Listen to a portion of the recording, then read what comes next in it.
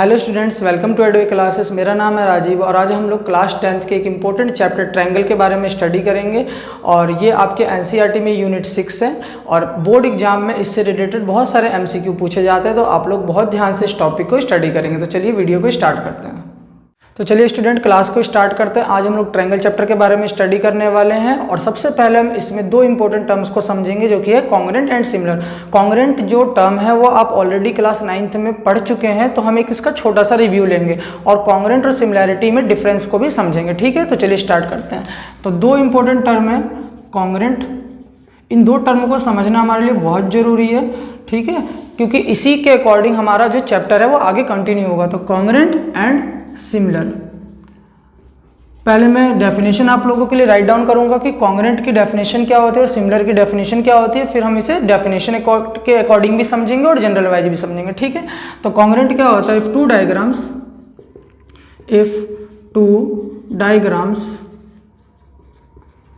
Have same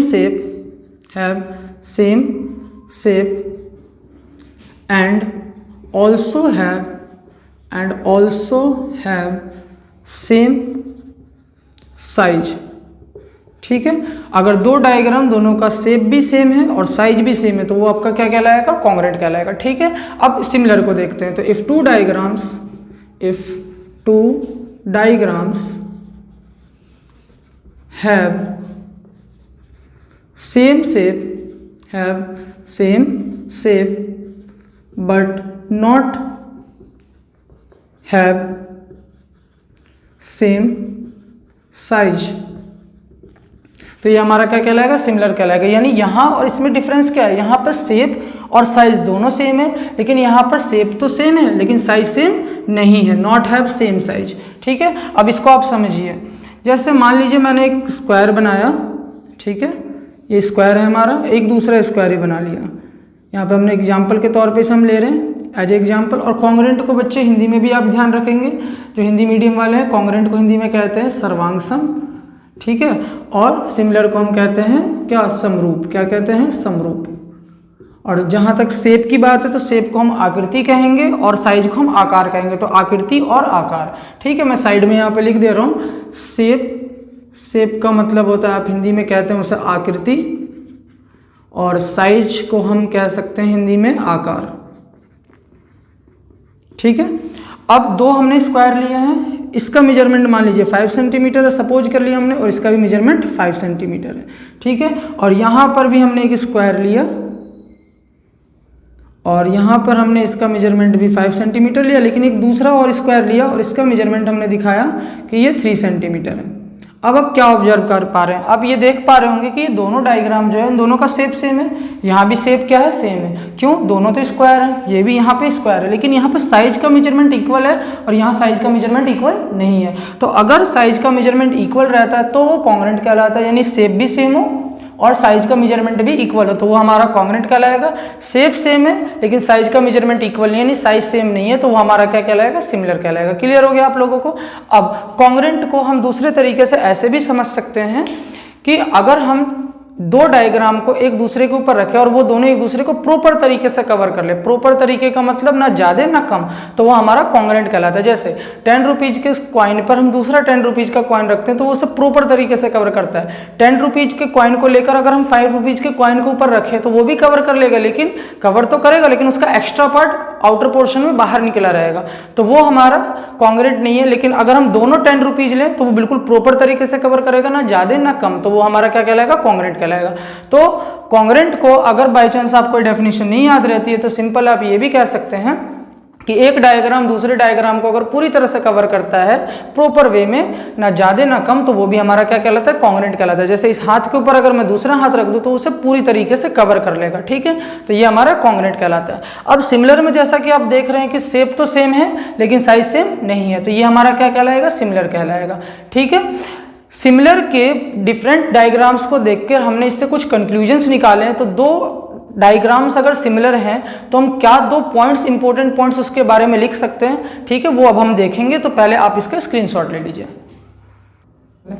चलिए student, अब हम आगे बढ़ते हैं। हमने जब सिमिलैरिटी की कंडीशन को डिफरेंट डायग्राम्स में देखा तो हमने कुछ नोटिस किया कि कौन सी वो कंडीशन है जिसके अकॉर्डिंग बार बार दो डायग्राम सिमिलर है, तो वहाँ से कुछ कंक्लूजन्स निकल के आए, उन कंक्लूजन्स को हम लोग अब समझेंगे। तो आपने अभी सिमिलर के केस में मैंने बनाया था, दो डायग्राम्स बनाए थे स्क्वायर के, तो हम फिर से यहाँ पे ड्रॉ कर रहे हैं समझने के लिए चीज़ों को। तो हम दो स्क्वायर लेते हैं अपनी तरफ से, एक स्क्वायर लिया first square and then second square, ठीक है, ये हमने लिया। इसको हमने कहा कि ये A B C and D, और इसको हमने लिया P Q R and S.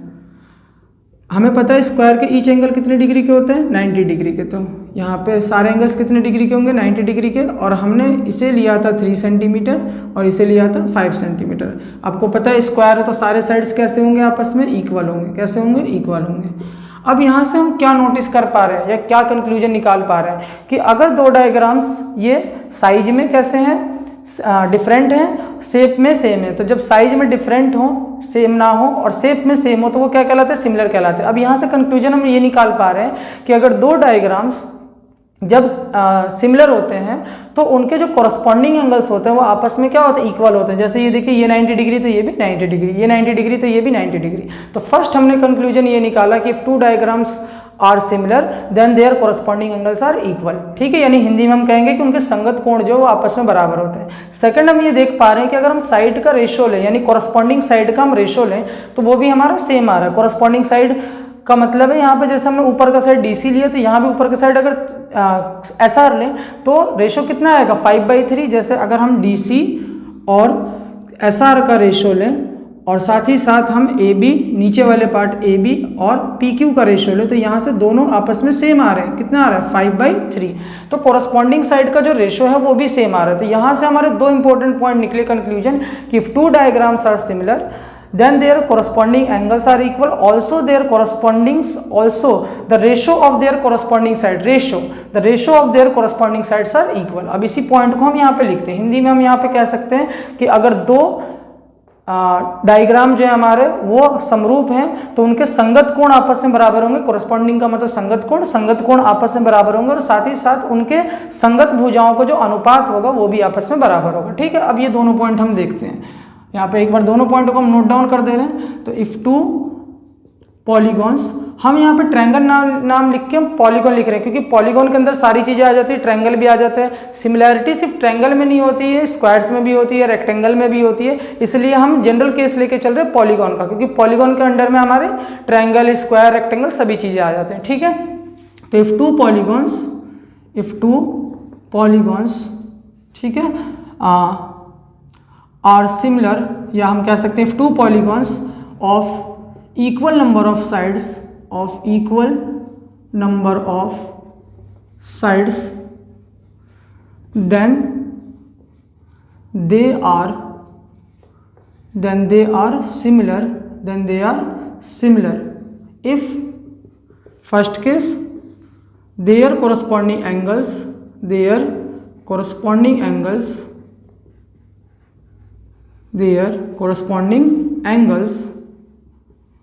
are equal, उनके corresponding angles equal हों। Second, the ratio of their corresponding sides,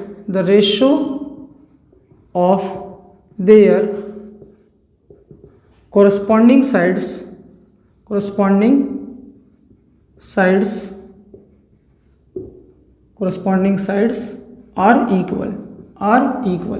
तो हमने दो केसेस क्या देखे कि दो पॉलीगॉन हमारे सिमिलर कब कहलाएंगे, अगर उनके कोरस्पॉन्डिंग एंगल्स इक्वल है, और second case the ratio of there corresponding side, उनके कोरस्पॉन्डिंग साइड का रेशो क्या रहेगा, इक्वल रहेगा, ठीक है। आप लोगों को समझ में आ गया, जैसे यहाँ पे आप लोगों को दिख रहा है कि जो कोरस्पॉन्डिंग साइड है DC एंड SR का रेशो जो है 5/3, और AB और PQ का रेशो भी 5/3 है। यार किसी भी साइड का आप रेशो निकाले, इसका इसके साथ भी रेशो लेंगे तब भी कितना आएगा, 5/3 आएगा। तो इसे आप ध्यान रखेंगे। हिंदी में अगर दो हमारे बहुभुज, ठीक है, हम पॉलीगॉन को क्या कहते हैं, बहुभुज कहते हैं हिंदी में, वो आपस में समरूप रहेंगे यदि उनके संगत कोण आपस में बराबर रहेंगे और उनके जो संगत भुजाओं का जो अनुपात है वो भी आपस में बराबर रहेगा। तो ये चीज़ आप लोगों को क्लियर हो गई होगी, ठीक है। एक बार आप लोग इसे नोट कर लीजिए। जैसा कि हमने अभी देखा कि अगर दो पॉलीगॉन हमारे सिमिलर हैं तो उनके जो कॉरस्पॉन्डिंग साइड है उनका रेशो आपस में इक्वल था और कॉरस्पॉन्डिंग एंगल भी इक्वल था। इसी तरीके से आप इस चीज़ को ट्रायंगल में भी अप्लाई कर दीजिए। Triangle is also a part of polygon, triangle भी तो पॉलीगॉन का ही पार्ट है। तो if two triangles are similar then their corresponding angles are equal and the ratio of their corresponding sides are equal. ठीक है, तो जैसे एक बार मैं ट्रायंगल्स के लिए बता दे रहा हूँ। जैसे मान लीजिए कि ये हमारे दो ट्रायंगल्स हमने बनाए, ठीक है, ए बी एंड सी, और हमने ये कहा एक दूसरा ट्रायंगल है पी क्यू एंड आर, और ये दोनों ही कंडीशन सेटिस्फाई होनी चाहिए। अगर इसमें से याद रखिए एक कंडीशन से सेटिस्फाई हो रही है कि साइड का रेशो सिर्फ इक्वल आ रहा है, एंगल्स इक्वल नहीं आ रहे हैं, तो वहां पे आपका सिमिलर नहीं होगा। तो आपके ये इंपॉर्टेंट पॉइंट है, दोनों ही कंडीशन ध्यान रखिएगा। पेपर में कई बार एमसीक्यू में पूछ देते हैं, दोनों ही कंडीशन हमारे सेटिस्फाई होने चाहिए। क्या? कॉरस्पॉन्डिंग एंगल्स भी इक्वल होने चाहिए और साइड का रेशो भी इक्वल रहना चाहिए। ठीक है, साइड का कॉरस्पॉन्डिंग साइड का रेशो इक्वल होना चाहिए। अब जैसे यहाँ पे हम कहें कि एंगल ए जो है, अगर इन दोनों ट्रायंगल में ये कहूँ कि एंगल ए जो है वो एंगल पी के इक्वल है, एंगल बी जो है वो एंगल क्यू के इक्वल है, और एंगल सी जो है एंगल आर के इक्वल है, और साइड का रेशो अगर हम ये कहें कि ए बी का जो रेशो है वो किसके साथ? पी क्यू के साथ, और साथ ही साथ हमारा ए सी का जो रेशो है वो किसके साथ?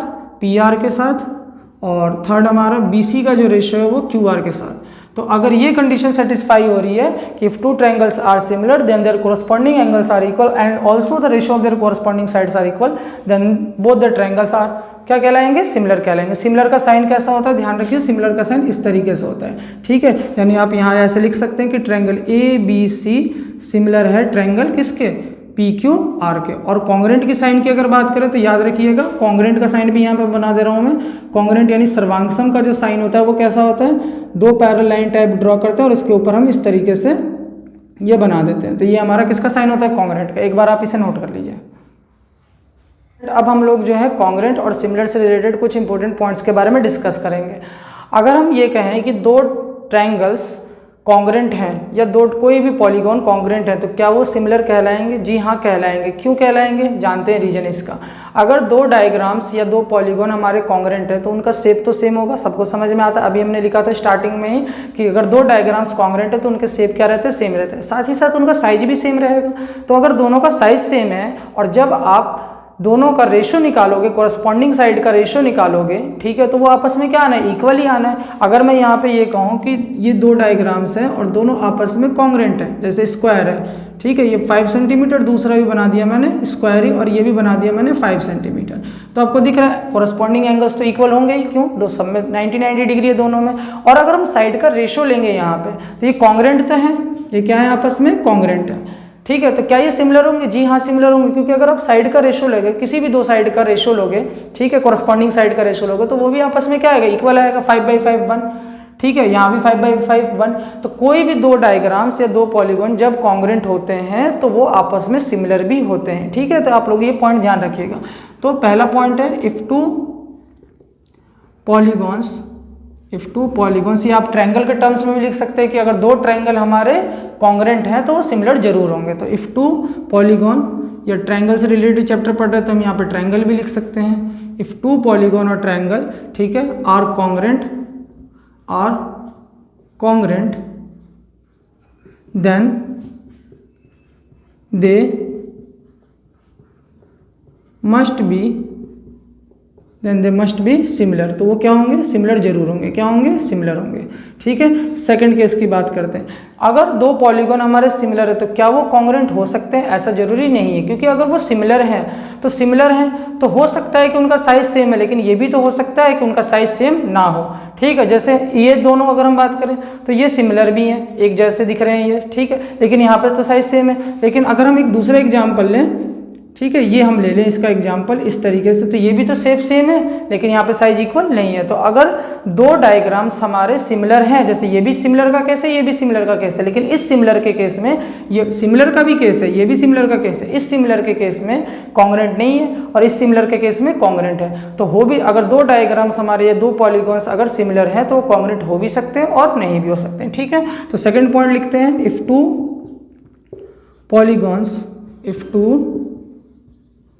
polygons are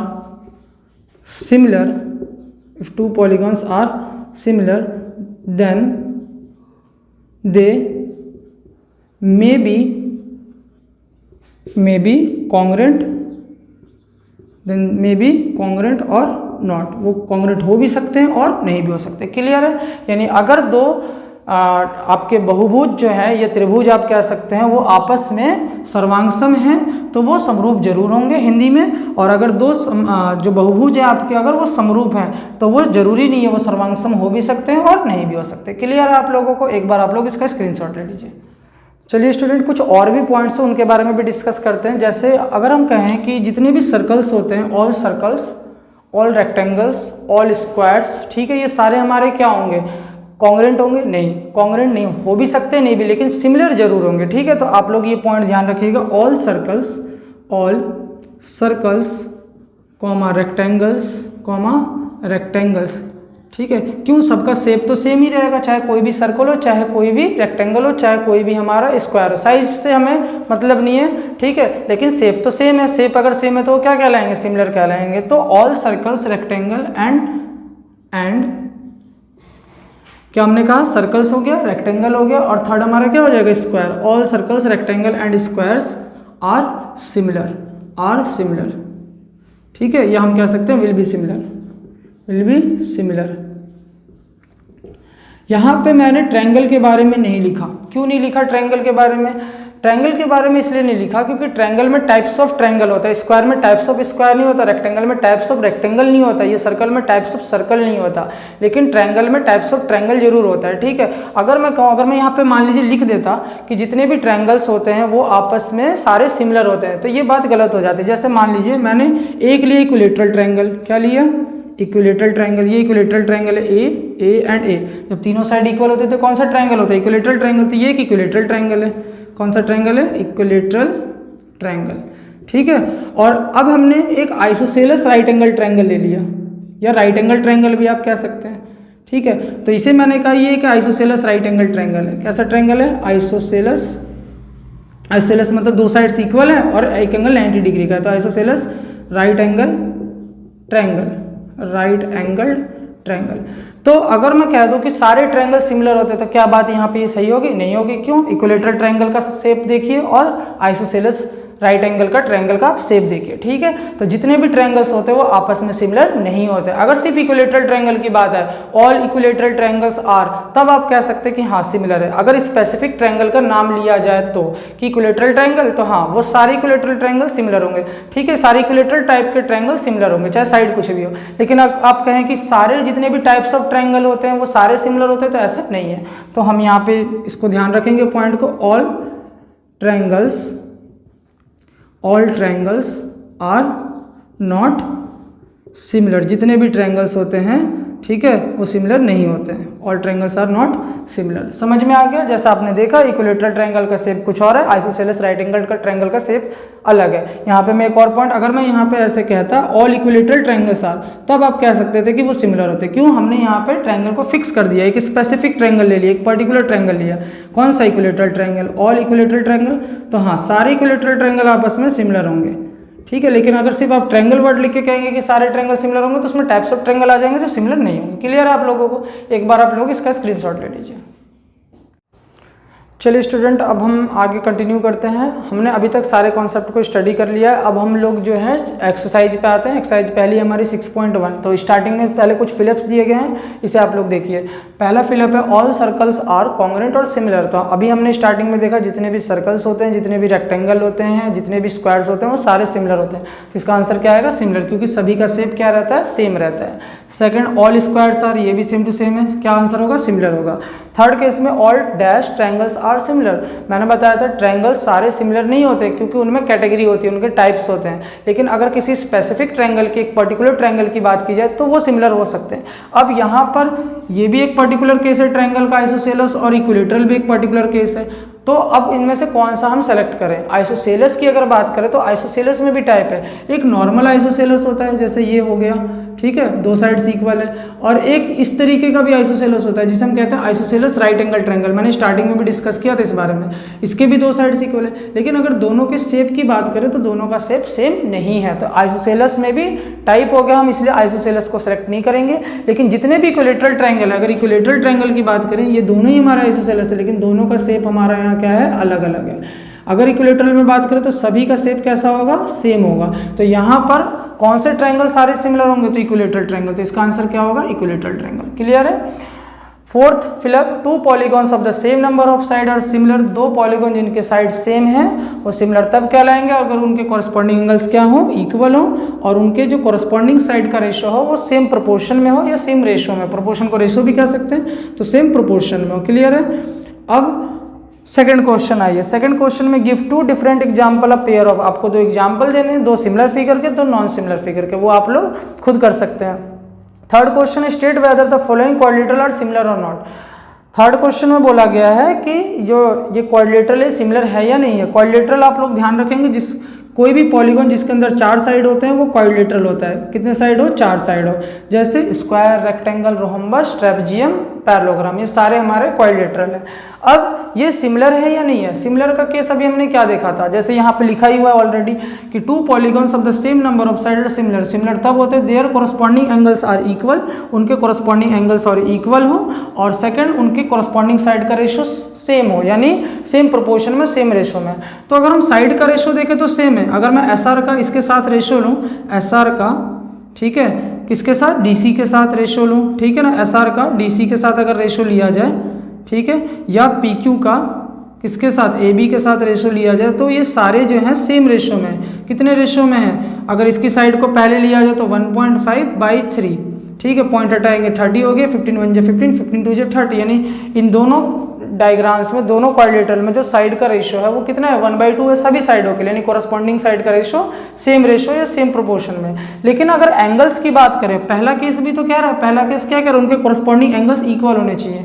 हमें पता है कि यहाँ पे जो हमें दिख रहा है, इसमें दिख रहा है साफ साफ की एंगल कितने डिग्री का है, 90 डिग्री का, लेकिन क्या यहाँ पे 90 डिग्री का दिख रहा है, नहीं, ये रोहम्बस टाइप और ये किस टाइप में, स्क्वायर टाइप में, तो कॉरस्पॉन्डिंग एंगल्स इक्वल नहीं है, इसलिए ये सिमिलर नहीं है। तो एक कंडीशन सेटिस्फाई है, एक कंडीशन सेटिस्फाई नहीं है, और मैंने आपको बताया था सिमिलर होने के लिए दोनों कंडीशन सेटिस्फाई होनी चाहिए, कॉरस्पॉन्डिंग एंगल्स भी इक्वल होने चाहिए और कॉरस्पॉन्डिंग साइड का रेशियो भी हो सेम प्रोपोर्शन होना चाहिए। ठीक है, एक बार आप लोग इसका स्क्रीनशॉट ले लीजिए।